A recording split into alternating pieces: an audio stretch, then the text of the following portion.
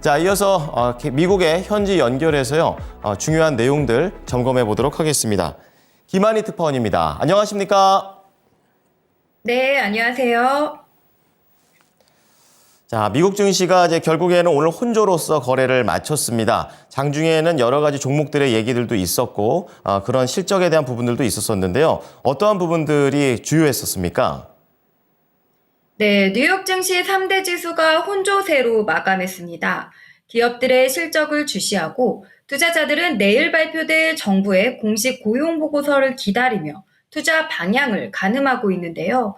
투자자들은 도널드 트럼프 대통령이 멕시코와 캐나다에 대한 25% 관세 계획을 유예하면서 어느 정도 관세 우려는 일부 떨쳐낸 것으로 보입니다.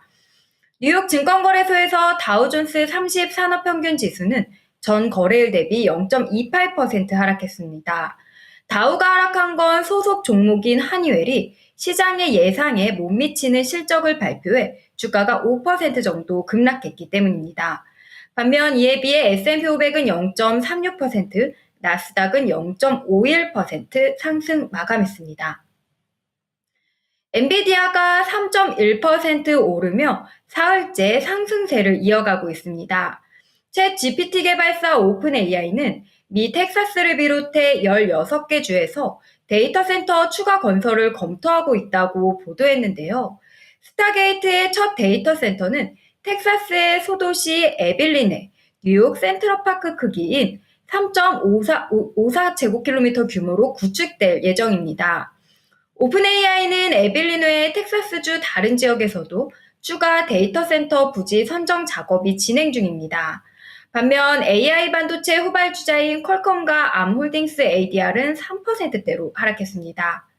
테슬라는 이틀 내리 떨어졌는데요. 오늘 테슬라는 1% 하락했는데 트럼프 행정부 실세로 부상한 일론 머스크 최고 경영자를 겨냥해 미국과 무역전쟁을 치르는 나라들이 테슬라에 불이익을 줄 것이란 우려가 하락세를 지속시켰습니다.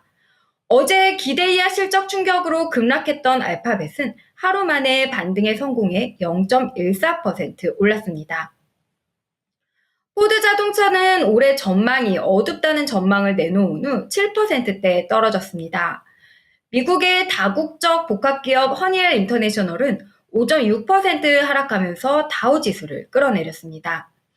탄탄한 4분기 실적을 내놓았지만 세계사로 분할할 계획 발표가 투자자 호응을 얻지 못했기 때문입니다.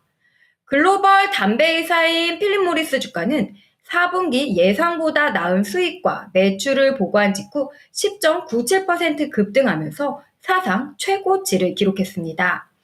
비디오 게임 업체인 로블록스는 지난해 4분기 실적이 월가 기대치를 밑돌며 11% 내렸습니다. 다이어트 약 젯바운드를 발판 삼아 시총 기준 세계 최대 제약사로 등극한 일라이릴리는 3.3% 급등했습니다. 자, 이번 주에 고용 지표가 많이 발표된다라고 말씀을 해주셨고 간밤에도 실업과 관련된 부분들이 나오고 있습니다. 중요한 또 지표도 기다리고 있는데요. 우선 나온 것부터 보죠. 어땠습니까? 네, 오늘 고용 지표는 소폭 둔화된 모습 보였습니다. 미 노동부에 따르면 지난주 신규 실업수당 청구 건수는 직전주 수정치 대비 1만 1,000건 늘어난 21만 9천 건으로 집계됐는데 이는 시장 예상치보다 증가한 수치입니다. 최소 2주 이상 실업수당을 청구하는 계속 실업수당 청구 건수 또한 직전주 시장 전망치 대비 높은 수준으로 나왔습니다.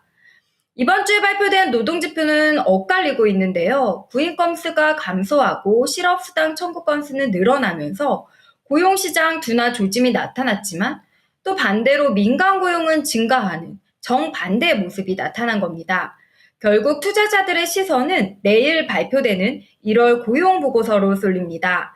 시장에서는 지난달 비농업 신규 고용이 15만 4천 건 증가해 직전월 25만 6천 건 대비 크게 감소했을 것으로 예상하고 있고요. 실업률은 4.1%로 전월 수준을 유지했을 것으로 전망합니다. 오늘 시장은 미 정부가 멕시코와 캐나다에 대한 관세 부과를 한 달 유예한 데다 관세 맞대응에 나선 중국과 미국도 결국 협상에 나설 거라는 기대가 시장의 관세 우려를 희석시켰습니다. 마크 에펠레 UBS 최고 투자 책임자는 시장 참가자들은 캐나다와 멕시코에 대한 미국의 관세가 일시적으로 연기된 데다 중국의 맞대응도 수위가 높지 않다고 판단해 안도했다고 진단했습니다. 이 가운데 최근 발언에 나선 미 연준 의원은 추가 통화 정책 조정에 신중해야 한다는 입장을 재확인했습니다. 필립 제퍼슨 연준 부의장은 인플레이션은 연준의 2% 목표를 향해 울퉁불퉁한 하강세를 이어가고 있다고 진단하고 미국의 관세와 이민, 규제 완화 및 세금 정책이 미치는 영향이 더 명확히 파악될 때까지는 금리를 동결하는 게 적절하다고 밝혔습니다. 장마감 후 조금 전 매그니피센트 7 아마존 실적 발표 있었는데요. 아마존은 지난 4분기 양호한 실적을 발표했습니다. 하지만 실망스러운 가이던스 제시로 시간의 거래에서 하락 중인데요. 아마존은 장마감 이후 지난해 4분기 매출이 1,877억 9천만 달러를 기록했다고 밝혔습니다. 매출액 기준으로는 전통 유통 공룡인 월마트를 넘어섰습니다. 해당 기간 주당 순이익은 1.86달러로 집계돼 둘 다 시장 예상치를 크게 상회하는 수준입니다. 하지만 아마존은 이번 1분기 매출이 1,510억에서 1,550억 달러 사이가 될 것으로 예상했는데 시장 애널들은 1,585억 달러를 예상했었습니다. 회사 측은 이번 가이던스는 환율로 인해 21억 달러 규모의 이례적으로 부정적인 영향이 예상된다고 설명했는데 이에 따라 정규장에서는 1.13% 상승 마감했지만 현재 시간의 거래에서 3.98% 하락 중입니다. 이제 내일 일정 살펴보겠습니다. 내일은 이번 주 고용주간에서 가장 중요한 지표인 1월 고용보고서 발표됩니다. 취업자 수 추이와 실업률 확인해 볼 필요가 있을 것 같고요. 2월 미시간대 소비자 신뢰지수 발표도 예정돼 있습니다. 네, 내일장까지 잘 마무리하십시오. 고맙습니다. 네, 감사합니다. 지금까지 모닝인 뉴욕이었습니다.